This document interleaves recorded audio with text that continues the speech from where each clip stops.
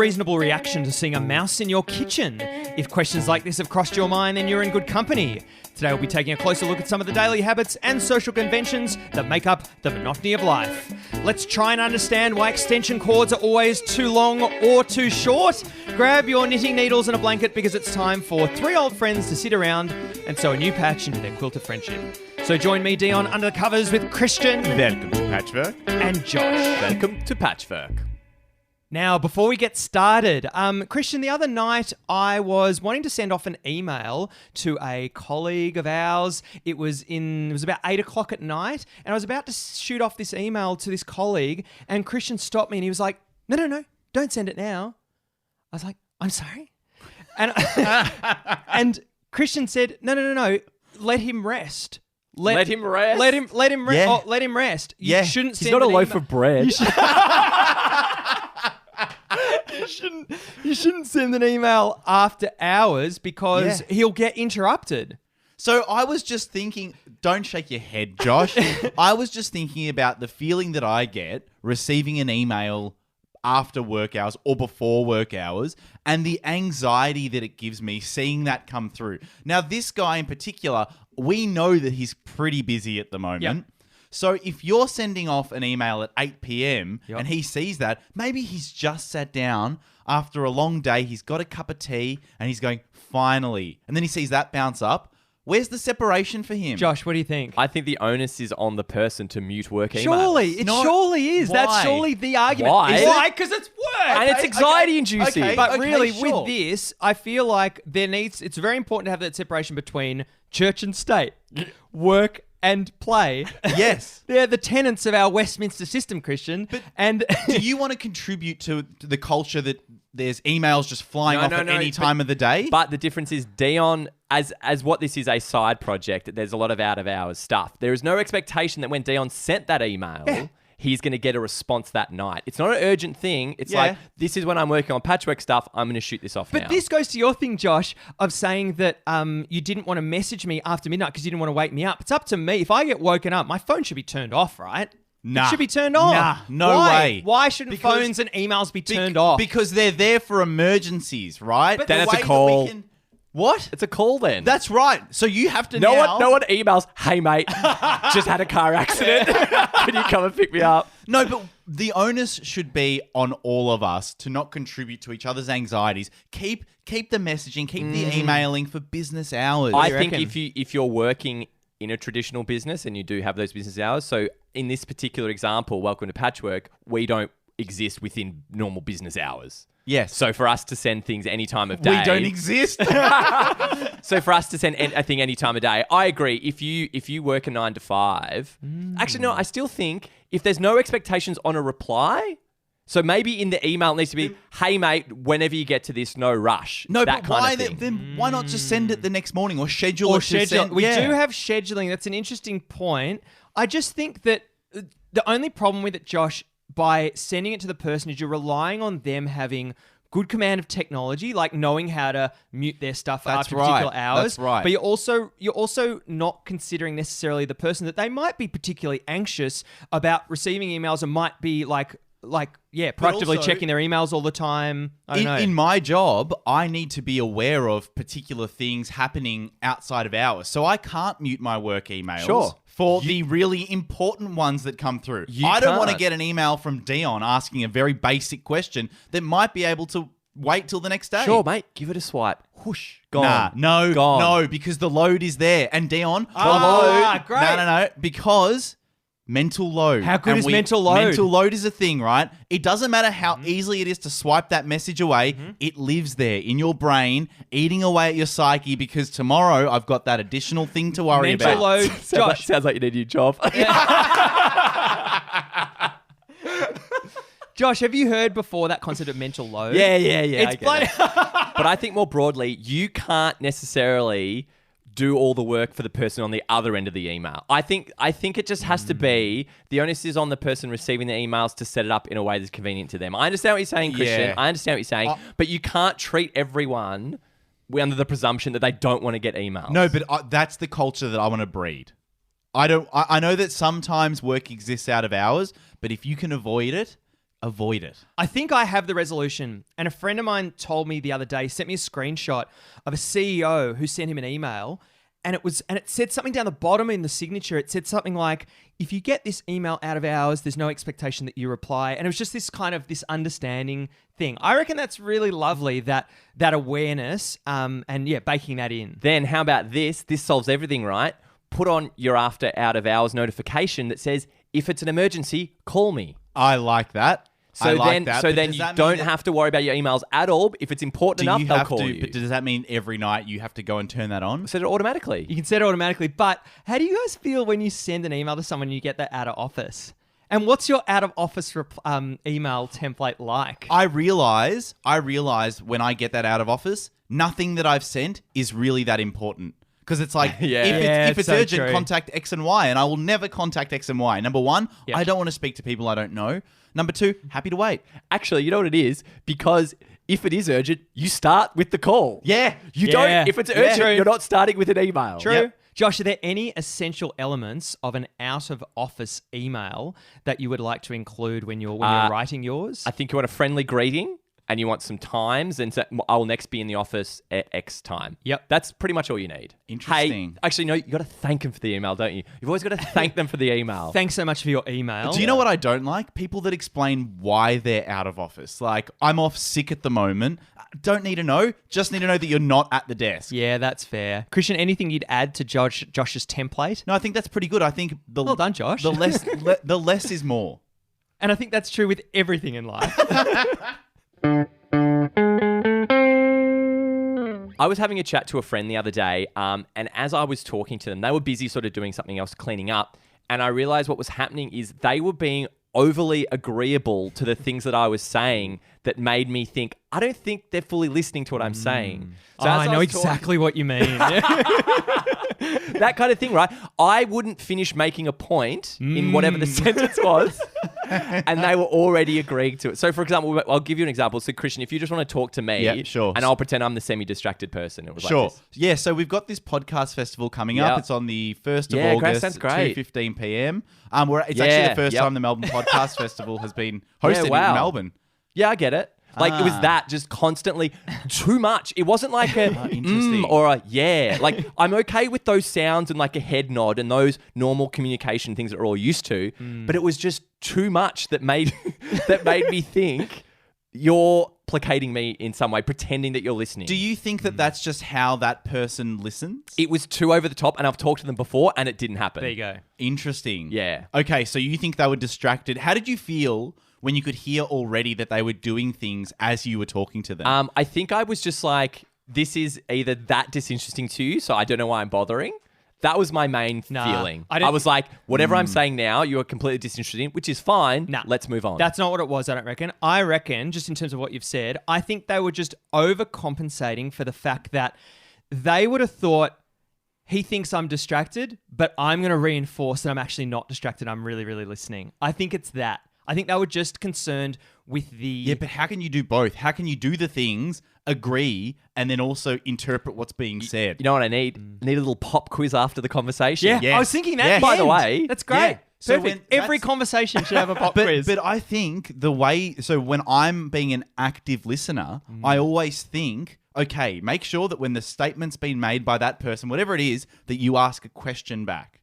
Because the question back shows that not only are you listening, but you're interested. But is this more for you to show that person you're listening, or is this more for your understanding of what's being talked about? No, I think it's a show of faith that yes, I'm engaged in this conversation. more I've your- got a Josh question. literally just did what you said you do. yeah, and do you know what? I'm really engaged in this conversation because I know Josh is listening. No, but what I'm trying to discern Yep, is, are yep, you just... yep, this whole episode's going to be that. yep. Are you just trying to pretend you're interested by doing, well, I meant to ask a question because it sounds like I'm interested. No, because it also, if I'm thinking, hey, you've got a good listener is someone who asks questions, it makes me listen as well and reflect on what they're saying. But how cognizant, Christian, are you of actually thinking about those questions that you're asking, or does it come Yes. quite naturally Yeah, so to you? no, well, so I think as I've gotten better at listening, the questions come a little more naturally. But there are times where I'll catch myself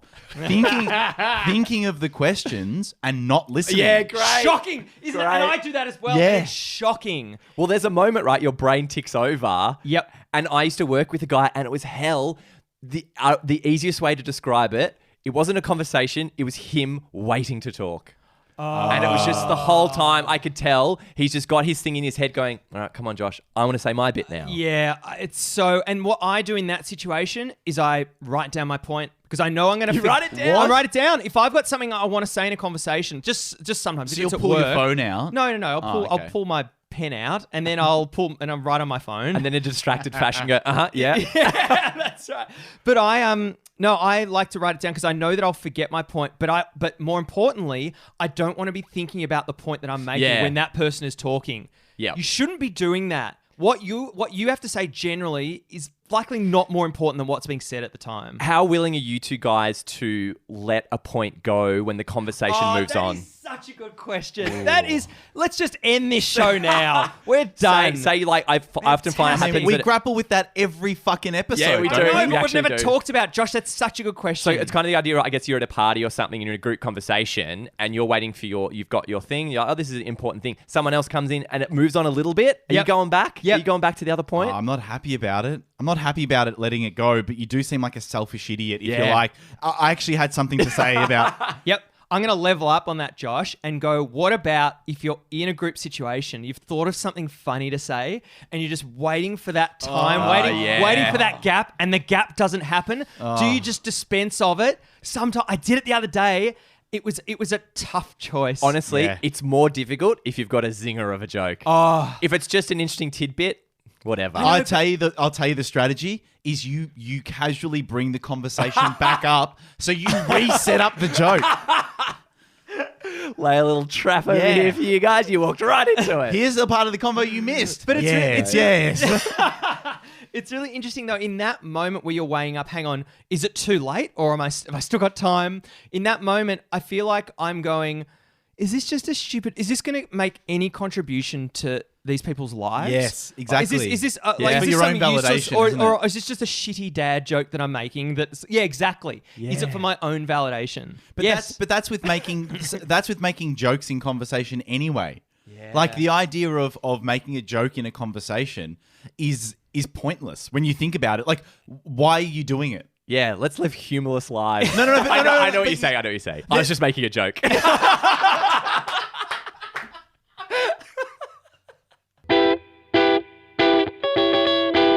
Guys, it's about halfway through the episode, so it's probably a good time to check that our microphones are working right. I thought that for this episode sound check, we could do it to things you'd find in an antipasto platter. Sure. Dion, do you want to kick us off? Yes. An artichoke heart is a particularly good start. An artichoke heart is a particularly good start. Josh, would you like to sound check your microphone? Sure. Mussolini spat out some bocconcini. Mussolini spat out some bocconcini. I think it's working all right, Christian. Yep, I'll give mine a go. Hakuna Matata, it's a Kalamata. Hakuna Matata, it's a Kalamata. Christian, Josh, I was over at your house the other night.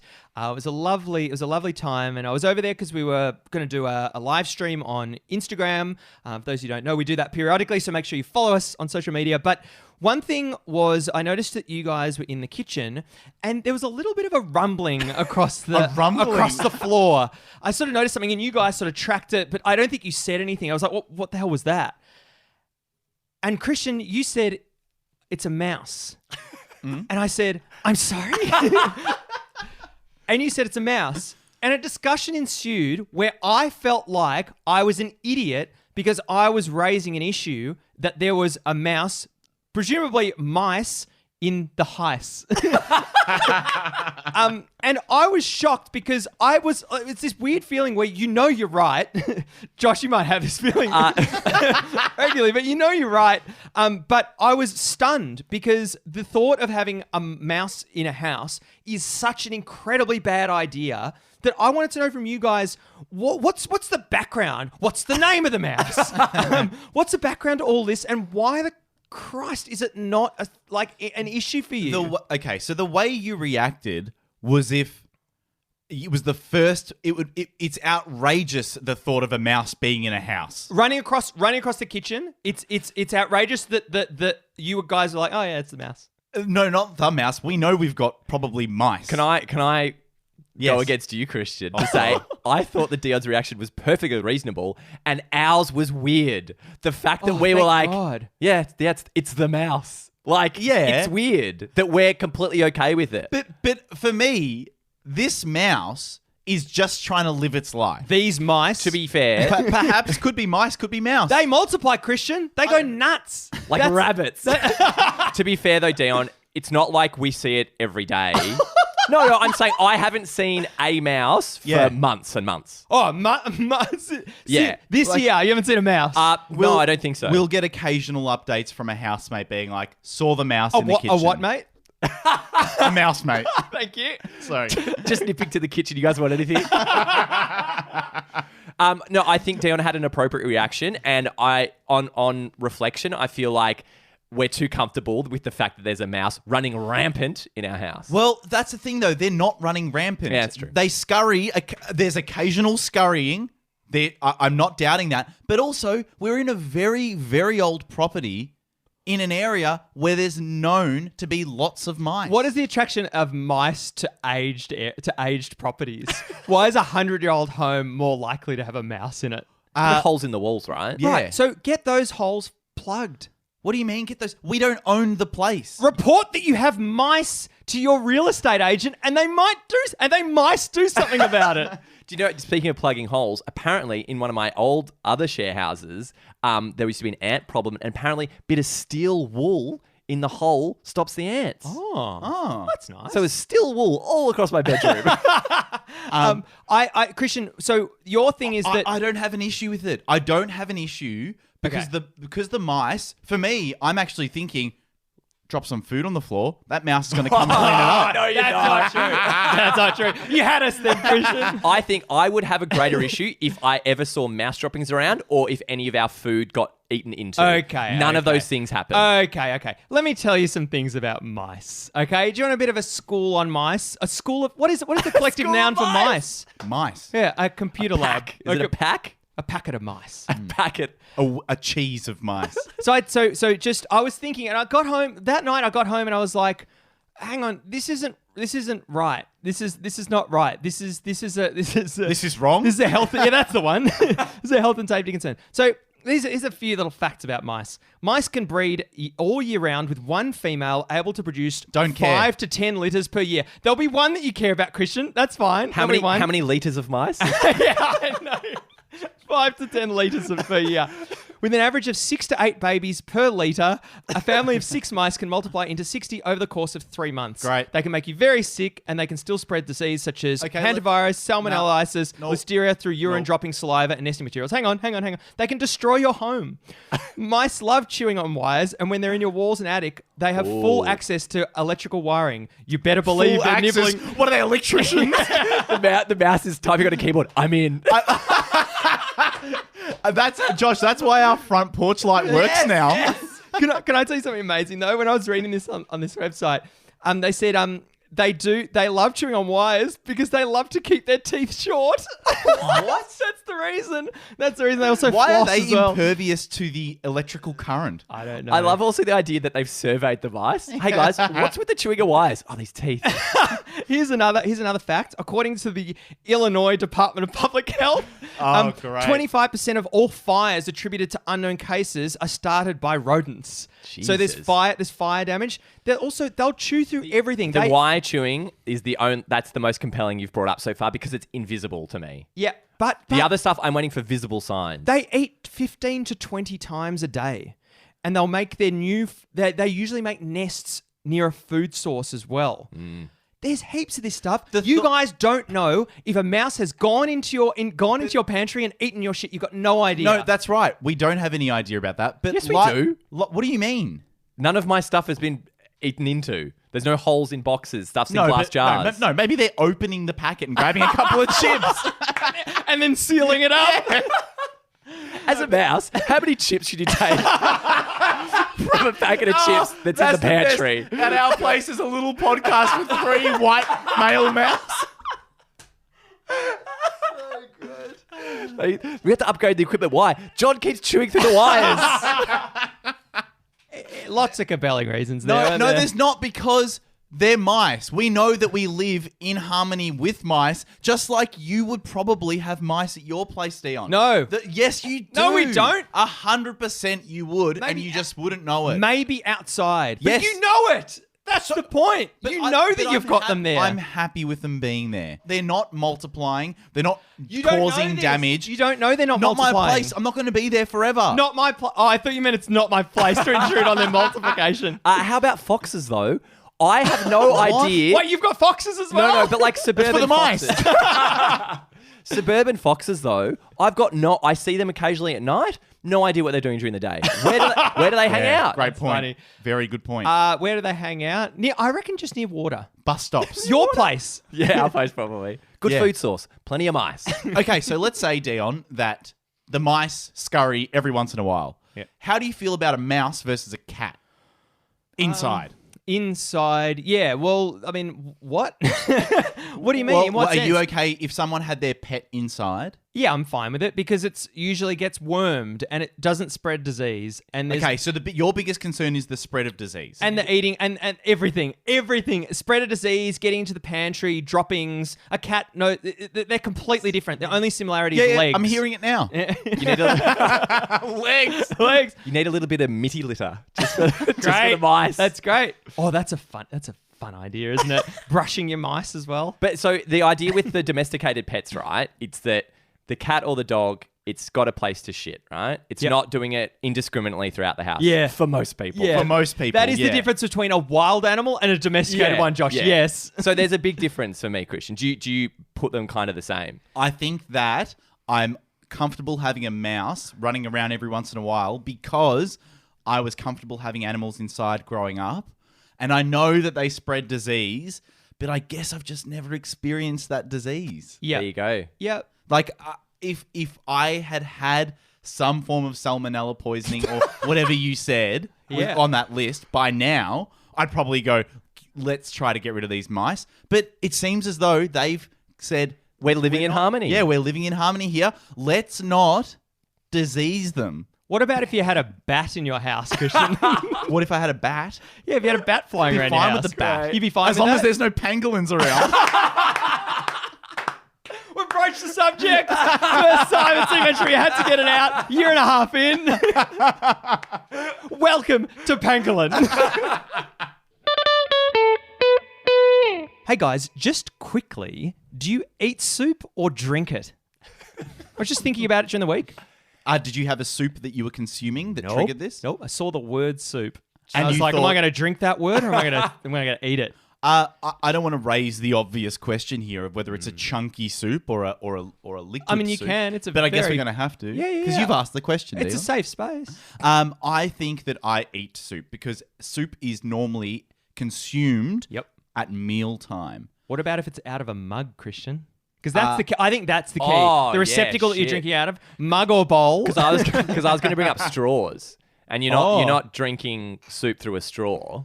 No, you'd be Ooh. mad to. Yeah. You'd be mad. You need a Hang very on. Especially in hang on. 2021. Hang on, but what about a smoothie? Yeah, you drink a smoothie. You don't eat a Yes, smoothie. but do you drink a smoothie through a straw? You can, can't you? What about if the only thing you do for breakfast is consume a smoothie? Are you then more likely to eat it than drink it because then that's substituting breakfast and you don't drink breakfast unless you're drinking Liquid Go by Sustain. I think my metric is if you can suck it through a straw, you can drink it. Otherwise, it's eaten. What? Oh. If you can suck it through a straw, then you can drink You it. can drink it. Otherwise, it's eaten. What about a thick shake? It's sometimes impossible to Yeah, get but through you a straw. drink a thick you shake. still Yeah, you you wouldn't- can get it through a straw. Is my point. No one has ever put a straw into a pumpkin soup. Oh, I don't know, Josh. Come on, we have listeners. No one ever. In Halloween, baby. Just that thick shake. Just that word. Great. So what is going on with that thick shake? Milkshake. What shake? Thick shake. The fact that it shook? Yeah, that's exactly right. Did they used to shake it? Is that how they used to make them? They still shake it. No, it's a whirry spinny boy now. Well, that's the shake. That's not shaken. That's stirred. Really, really good. You know what's really, really good? Really, really good. You know what's really, really good? We love hearing you're really good, so make sure you get in touch with our Really Good Fridays on our Facebook, on our Instagram, on our Twitter. And this week we've got a submission from Reanimate Pod. Reanimates is the podcast. I guessed it on a few weeks ago. If you like the actor Jeffrey Combs, you'll love this podcast. If you've never heard of him, check it out. You know what Reanimate Pod thinks is really good?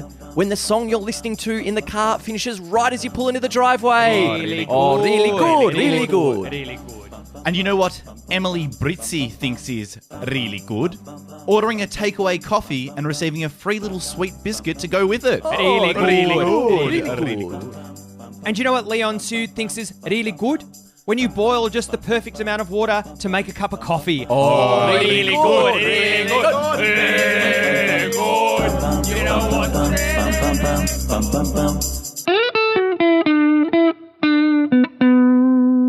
Thank you for listening to Welcome to Patchwork for another week. Patrons, you are beautiful, and we had our lovely Zoom call with you where we got to see your beautiful faces. If you want to become a Patreon and you want a bonus patch in the off week, go to patreon.com/welcome to patchwork and join up. It's only a couple of dollars a month, and it helps us out heaps. And I think this week we might do a little bonus patch about active listening. Yes. Oh, yes, that is what we're going to do, isn't it? Yes. Very good, Christian. Very good. I was listening, Dion. And Josh and I had a really lovely experience. We were at breakfast and fan of the show, Liv, came up to us and said, hey, I left you guys a review on Apple Podcasts. And we had a really, really lovely chat with her. But that's just a reminder. Apple Podcasts is the place where you can go and review our show. So, yeah, open up your Apple Podcast app. You could even do it now. Christian, you could do it now. I'm doing it. Have you rated the show, Christian? Of course. Josh, have you? I actually don't because I don't have Apple devices. Get an Apple device. That's a reason. Yeah, $900 later. Yeah. So go to one more review. So go to apple.com.au, buy an Apple device, and yeah, rate us. Please rate us. It's a lovely thing for you to do, and it helps us get discovered to other people who might also enjoy the show as well.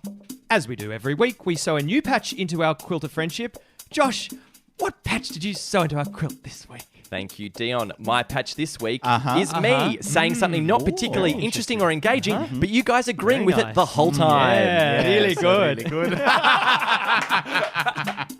Christian, what patch did you sew this week? This week, I sewed into my patch the office building of mice living beneath Josh and my place that have a very strict no squeaking outside of business hours rule. And Dion, what did you sew into your patch this week? My patch this week is a poem actually authored by Christian and Josh. And it goes, 3 clean mice, 3 clean mice. See how clean they are. See how clean they are. They all run around the Carlton house, the poo outside of the Carlton house. They can't even open the pantry door as 3 clean mice. As 3 clean mice. Thank you for listening to Welcome to Patrick for another week. I've been Dion. I've been Josh. And I've been Christian. Good mice. Good mice. Good mice.